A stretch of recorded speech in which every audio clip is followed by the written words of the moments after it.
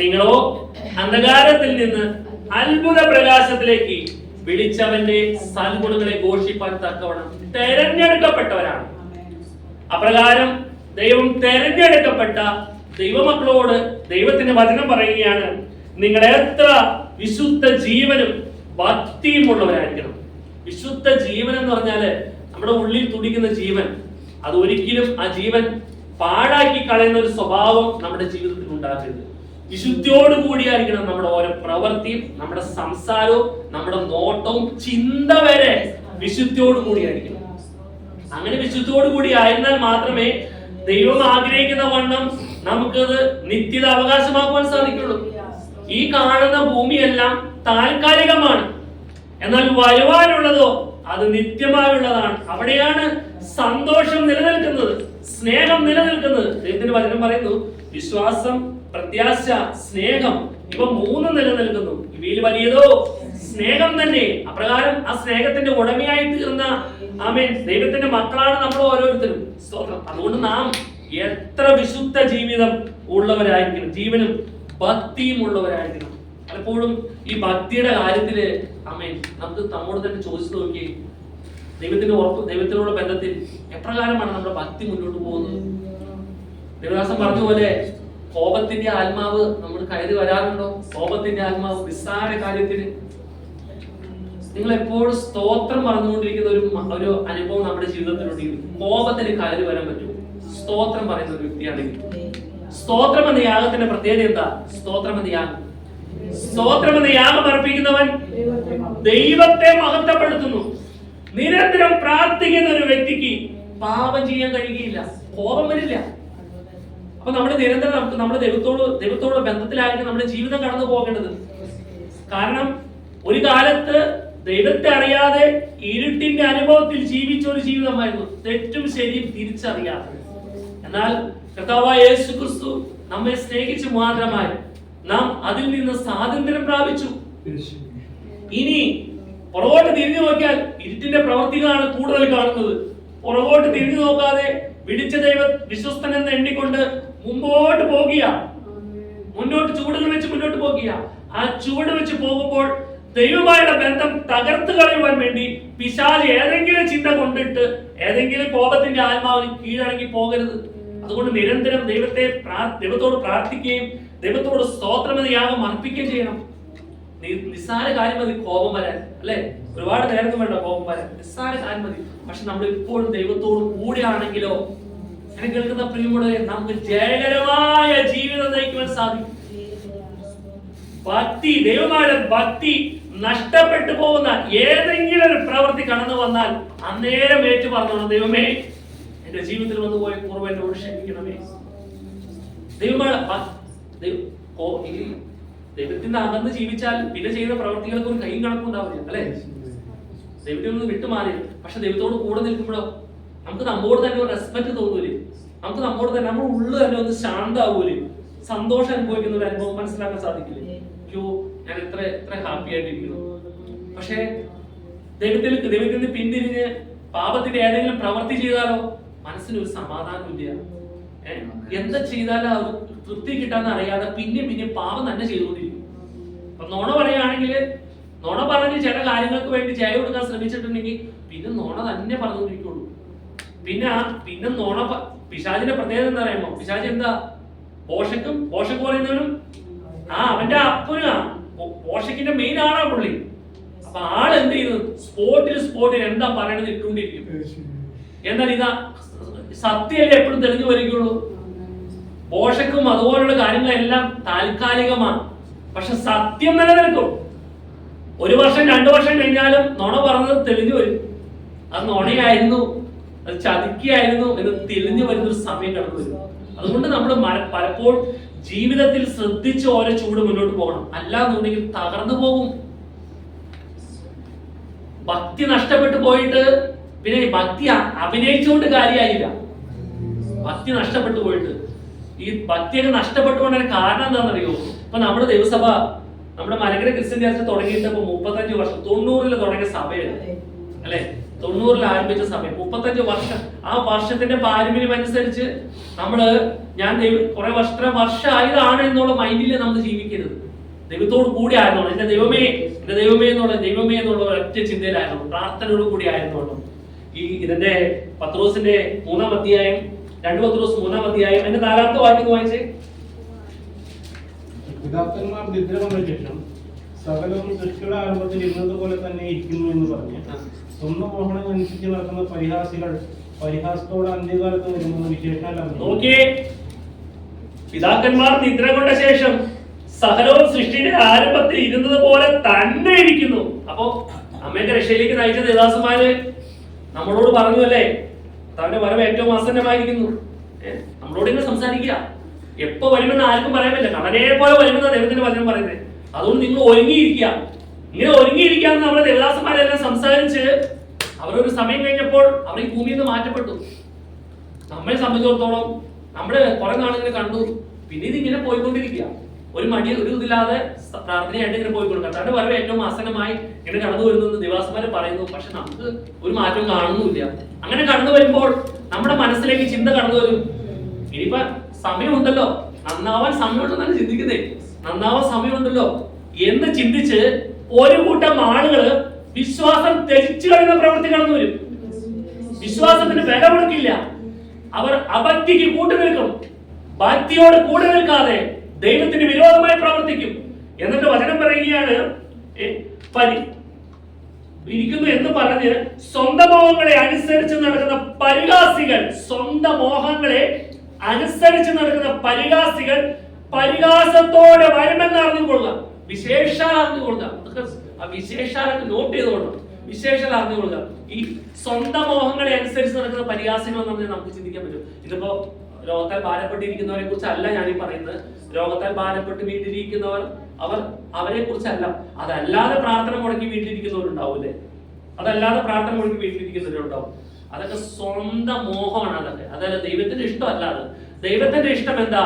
6 ദിവസം നീ വേല ചെയ്തോ, 7-ാം ദിവസം സ്വസ്ഥമായിരുന്ന് എന്റെ ദൈവത്തെ ആരാധിക്കുക. 6 ദിവസം വേല ചെയ്യാം, 7-ാം ദിവസം സ്വസ്ഥമായിരുന്ന് ഒരു 2, 2.5, 3 മണിക്കൂർ ദൈവത്തിന് കൊടുക്കാൻ പോലും തയ്യാറാകാതെ സ്വന്തം മോഹങ്ങളെ അനുസരിച്ച് നടക്കുന്ന പരിഹാസികൾ. അവരുടെ പേരൊക്കെ കൃത്യമായിട്ട് ഓർക്കണം. പരിഹാസികളാണ് അവർ. നമ്മളിന്ന് ജോലിയുടെ ബന്ധത്തിൽ പിള്ളേരൊക്കെ പോകാറുണ്ട്, ശ്യാമ പോകാറുണ്ട്, സമയം പോകാറുണ്ട്, ജോലിയുടെ ബന്ധത്തിന്റെ ഇങ്ങനെ ഡ്യൂട്ടി ഉണ്ടെന്ന് പറഞ്ഞ് അത് ദൈവത്തിന് ആവശ്യം ദൈവത്തിന് അറിയാം, അനാവശ്യം പിശാചിനും അറിയാം. നമ്മൾ അനാവശ്യമായിട്ട് എടുക്കുന്ന ഓരോ കാര്യങ്ങളും ഇതെല്ലാം സ്വന്തം മോഹങ്ങളെ അനുസരിച്ച് നടക്കുന്ന പരിഹാസികളാണെന്നും ഞാനും നിങ്ങൾ മറന്നു പോകരുത്. പ്രാർത്ഥന മുടക്കി നമുക്ക് ഭവനത്തിലിരുന്നാൽ എന്തെങ്കിലും കാര്യം നേടാൻ നൽകൂ. 2-3 മണിക്കൂറിന് എന്തെങ്കിലും പ്രത്യേകിച്ച് എന്തെങ്കിലും ഗുണമുണ്ടോ? നേടിയെടുക്കുന്നുണ്ടോ? എന്തെങ്കിലും ഒന്നുമില്ല. നിസ്സാരമായി വെറുതെ അങ്ങോട്ടും ഇങ്ങോട്ടും തിരിഞ്ഞ് ആ TV നോക്കി, ആ ചാനൽ നോക്കി, അത്രയും ഫാൻ അവിടെ കിടന്ന് കറങ്ങി ആ കറണ്ട് ബില്ല് കളയുന്നതാണ്. അപ്പൊ നമ്മളൊക്കെ പോകുമ്പോൾ അതൊക്കെ എങ്കിലും ഓഫാക്കിയിട്ടുണ്ട് പോകത്തില്ലേ?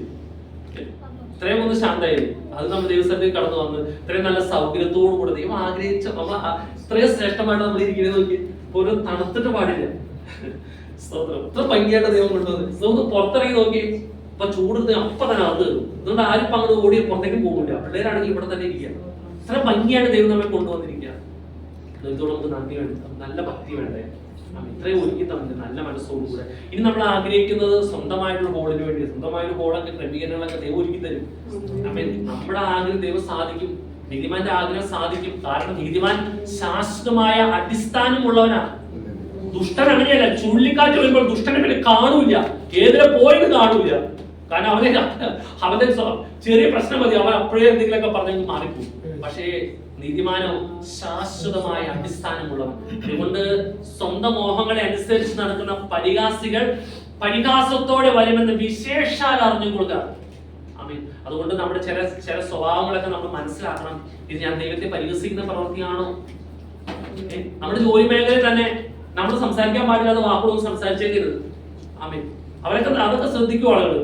അവ സംസാരിക്കുന്ന നമ്മുടെ സംസാരമൊക്കെ വളരെ ശ്രദ്ധയോടുകൂടെ പരിശുദ്ധാത്മാവിന് കീഴടങ്ങി അവിടെ നിങ്ങൾ ജോലി മേഖലയിൽ നിങ്ങൾ സ്തോത്രം പറഞ്ഞ് നിങ്ങൾ ജോലി ചെയ്ത് നോക്കി. ജോലി സ്ഥലത്ത് നിങ്ങൾ സ്തോത്രം കർത്താവേ, സ്തോത്രം സ്തോത്രം സ്തോത്രം എന്ന് പറഞ്ഞ് ജോലി ചെയ്ത് നോക്കി. സ്കൂളിലൊക്കെ നിങ്ങൾ സ്തോത്രം പറഞ്ഞ് ദൈവത്തെ ഒന്ന് മാതപ്പെടുത്തി നോക്കി. കർത്താവേ സ്തോത്രം, കർത്താവേ സ്തോത്രം, കർത്താവ്. നിങ്ങളെ ഞാൻ പറഞ്ഞ പോലെ ഉച്ചത്തിൽ സ്തോത്രം പറയാനല്ല ഞാനീ പറഞ്ഞത്. നിങ്ങളുടെ മനസ്സിൽ സ്തോത്രം പറഞ്ഞാൽ മതി. മനസ്സിൽ സ്തോത്രം പറയാ, ദൈവത്തെ ഒന്ന് മഹത്വപ്പെടുത്തുക. ദൈവം ചെയ്ത നന്മകളെ, ദൈവം ചെയ്ത നമ്മുടെ ജീവിതത്തെ ദൈവം ചെയ്ത നന്മകളൊന്നും വർണ്ണിക്കാൻ തന്നെ എന്തുമാത്രം ഉണ്ടെന്ന് അറിയുന്നു. അതൊക്കെ ഒന്ന് ഓർക്കുക. ദൈവം നമ്മുടെ ജീവിതത്തിലായ നന്മകൾ ഓർക്കുക. ഞങ്ങളിപ്പോ ഈ സൗമ്യയെ കുറിച്ച് പറഞ്ഞില്ലേ, സൗമ്യയുടെ വിശ്വാസത്തിലേക്ക് കടന്നു വന്ന അനുഭവങ്ങൾ അവിടെ സാക്ഷി പറഞ്ഞത് നിങ്ങൾ ശ്രദ്ധിച്ചില്ലേ? എന്തെല്ലാം അനുഭവത്തിൽ നിന്ന് അവർ കടന്നു വന്നതെന്ന് അറിയുന്നു. അവരുടെ ഇത് നോക്കുകയാണെങ്കിൽ ഹിന്ദു ബാക്ക്ഗ്രൗണ്ടിൽ നിന്ന് കടന്നു വന്ന്, അപ്പൊ അവരുടെ കുടുംബത്തിലുള്ളവർ നോക്കുകയാണെങ്കിൽ സൗമ്യനെ പാർവതി എന്നാണ് അവര് കുടുംബത്തിലുള്ള വിളിച്ചുകൊണ്ടിരുന്നത്. പിന്നെ അവര് പാറു എന്ന് വിളിച്ചുകൊണ്ടിരുന്നു. വീട്ടിലുള്ള തൃശ്ശൂരുള്ള ഒരു സൗമ്യ നിട്ടു. നോക്ക്, ആ അനുഭവത്തിലെല്ലാം അവർ കടന്നു വന്നു. അവിടെ നിന്നെല്ലാം കടന്നു വന്നു. ഇത്രയും അനുഭവം സന്തോഷം അനുഭവിക്കാൻ ഇടയായിട്ട്, അല്ലെങ്കിൽ ഇങ്ങനെ പോകേണ്ട ആളാണ്, ഏതെല്ലാം കാര്യങ്ങൾ ചെയ്തുകൊണ്ട് പോകേണ്ട ആളാണ്. അവളിപ്പോ സാക്ഷ്യം പറഞ്ഞിട്ട് കുടുംബം ഞങ്ങൾക്ക് 2 കുട്ടികളെ നമുക്ക് ദീർഘകാലമായി തന്നു. വളരെ സന്തോഷമായി ഞങ്ങൾ ജീവിതം നയിച്ചുകൊണ്ടിരിക്കുന്നു. സത്യദൈവത്തെ തിരിച്ചറിഞ്ഞു. ഇല്ലെങ്കിൽ ആരോടൊക്കെ പ്രാർത്ഥിച്ചു നടന്നേ, കാണുന്ന എല്ലാം ദൈവങ്ങളായ തീരെയാണ്. നോക്കി, ആ അനുഭവത്തിൽ എല്ലാം ദൈവം മാറ്റി. ഇനി നമ്മുടെ ജീവിതത്തിന് പുറകോട്ട് പോകുന്ന ഒരു അനുഭവം ഉണ്ടാകരുത്. ദൈവത്തെ പരിഹസിക്കുന്ന അത്രയും മ്ലേച്ഛകരമായ അവസ്ഥയിൽ ദൈവം നമ്മെ വീണ്ടെടുത്തിട്ടുണ്ടെങ്കിൽ ഇനി ദൈവത്തിന് മുന്നിൽ സമർപ്പിച്ച് കീഴടങ്ങി നമ്മൾ അടിമയെ പോലെ ജീവിക്കണം. സ്തോത്രം. അടിമ പോലെ ചെയ്യാൻ ദൈവം പറഞ്ഞാൽ ദൈവം നമ്മെ ഏതെങ്കിലും ദോഷകരമായ കാര്യം ദൈവം നമുക്ക് കൊണ്ട് ഒരുക്കി തരും? ഇല്ല. ദൈവം നമുക്ക് ഏറ്റവും ശ്രേഷ്ഠമായി ഒരുക്കി തരും. അതുകൊണ്ട് ഒരിക്കലും സ്വന്തം മോഹങ്ങളെ അനുസരിച്ച് നടക്കുന്ന പരിഹാസികളെ പോലെ ആയിത്തീർന്ന് ദൈവത്തെ ദുഷിക്കുന്ന, ദൈവത്തെ പരിഹസിക്കുന്ന ഒരു പ്രവൃത്തി പോലും നമ്മുടെ ജീവിതത്തിൽ ഉണ്ടാകരുത്. അതുകൊണ്ട് ദൈവത്തിന്റെ വചനം പറയുകയാണ്, നിങ്ങൾ എത്ര വിശുദ്ധ ജീവനും ഭക്തിയും ഉള്ളവരായിരിക്കണം. അങ്ങനെ ആയാൽ മാത്രമേ ദൈവം നമുക്ക് ഒരുക്കിയിരിക്കുന്ന ഏറ്റവും വലിയ ശ്രേഷ്ഠത, അത് നീതി വസിക്കുന്ന പുതിയ ആകാശവും പുതിയ ഭൂമിയും. ഇന്ന് ശാസ്ത്രജ്ഞന്മാര് മനസ്സിലാക്കി തുടങ്ങിയല്ലേ, ഒരു നഗരം കണ്ടു തുടങ്ങിയല്ലേ, ജനത്തിന് വസിക്കാൻ പറ്റിയ നഗരം കണ്ടു തുടങ്ങിയത് ശാസ്ത്രജ്ഞന്മാര് പറഞ്ഞു തുടങ്ങി. പക്ഷെ ബൈബിളിൽ എത്ര കാണുന്നു എഴുതിയ ബൈബിളായിരുന്നു. ബൈബിൾ വിളിച്ചു പറയാൻ തുടങ്ങി, പുതിയ ആകാശവും പുതിയ ഭൂമിയും. കർത്താവിൽ വിശ്വസിക്കുന്ന ദൈവമക്കൾക്ക് ഇത് ഉൾക്കൊള്ളാൻ കഴിയുന്നുണ്ടോ? ദൈവം തന്റെ മക്കൾക്ക് ഒരുക്കിയിരുന്ന ഏറ്റവും വലിയ ശ്രേഷ്ഠത പുതിയ ആകാശവും പുതിയ ഭൂമിയും. അവിടെ നീതി വസിക്കുന്ന, പുതിയ അനീതി പ്രവർത്തിക്കുന്ന ഭൂമിയിൽ ജീവിക്കുന്ന ആരെങ്കിലും അനീതിക്ക് കൂട്ടുനിൽക്കുന്നുണ്ടെങ്കിൽ, അനീതി പ്രവർത്തിക്കുന്നുണ്ടെങ്കിൽ മനസ്സിലാക്കണേ, സഭയ്ക്ക് പ്രവേശിക്കാൻ പോലും പറ്റില്ല.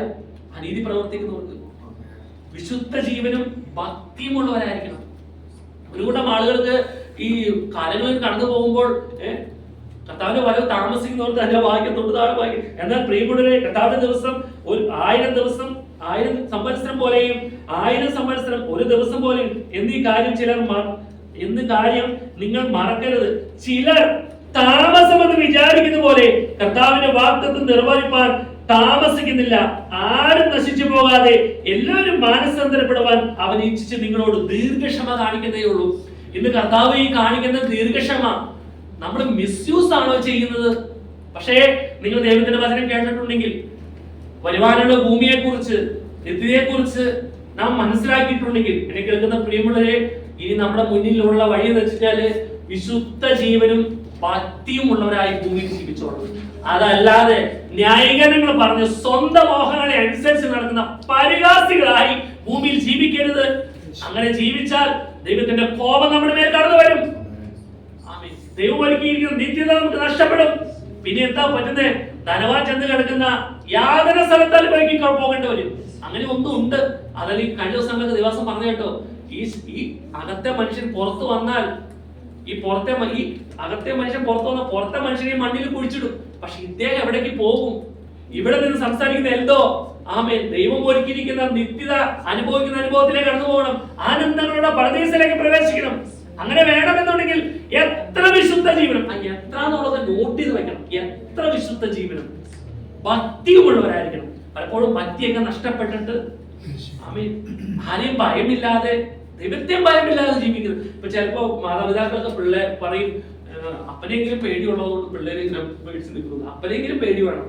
ചിലർക്ക് അമ്മേനെങ്കിലും പേടി. അമ്മേനെ പേടിയില്ലെങ്കിൽ പിന്നെ ആരെയും പേടിയോടെന്ന് പറയും? വീട്ടിലുള്ള കൊച്ചപ്പനെ പേടിയുണ്ടോ? കൊച്ചപ്പനെ ഭയങ്കര പേടിയായിരിക്കും. ഇപ്പൊ ചർച്ചില് പിള്ളേര് കൊച്ചപ്പൻ വടികൊണ്ട് കൊടുക്കും അല്ലേ? നല്ലത് കിട്ടിയിട്ടുണ്ടല്ലേ ചക്കരെ? ആവശ്യത്തിന് ചക്കരയ്ക്ക് കിട്ടിയിട്ടുണ്ട്. ചക്കരയ്ക്ക് ആവശ്യത്തിന് കൊച്ചപ്പനെ ആവശ്യമായിട്ടുണ്ട്. അതിൽ അപ്പനെ എല്ലാവരും പേടി. ഞാൻ ഇതിനെ തല്ലില്ല, കാരണം ഇത്രയും നാളെ കാണാതെ എനിക്ക് ഇതിന് തല്ലാൻ തോന്നില്ലല്ലോ. ആ കൊച്ചപ്പൻ ആവശ്യത്തിന് ശിക്ഷ കൊടുത്തു. കൊച്ചപ്പനെ നോക്കിയാൽ മതി, അവിടെ നിന്ന് ഇങ്ങനെയാണ് കാണിച്ചത്. അപ്പോഴത്തേക്ക് അവിടെ സൈലന്റ് ആയിട്ടുണ്ടാവും. സൂത്രം. ഇപ്പൊ കൊച്ചപ്പന്റെ കൂടെ നടക്കുന്ന വീഡിയോ ഒക്കെ കണ്ടില്ലായിരുന്നു?